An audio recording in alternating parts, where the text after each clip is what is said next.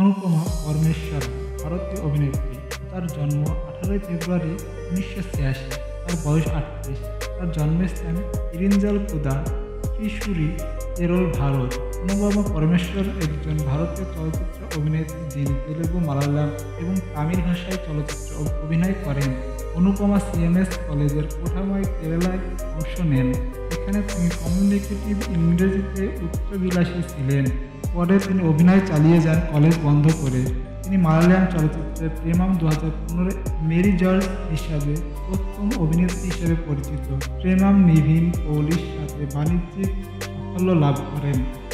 পরে তিনি সহ কয়েকটি তেলুগু চলচ্চিত্রে অভিনয় করেছিলেন, যেখানে তিনি নিতিন এবং সামান্তা প্রভুর সাথে প্রধান ভূমিকা পালন করেছিলেন।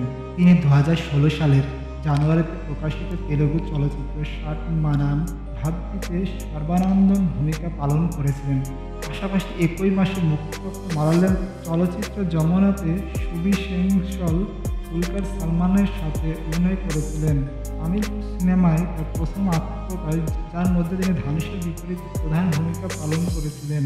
এরপরে উনাদি ওকেটি জিন্দেগির বিপরীতে রামপাতিনি, পরে তিনি মরল পাকা গান্ধীর কৃষ্ণ অর্জুনা যুধাম বিপরীতে নানি এবং করুণ করণের চলচ্চিত্র তেজ আই লাভ ইউ বিপরীতে সাই ধরম তেজের সাথে কাজ করেন।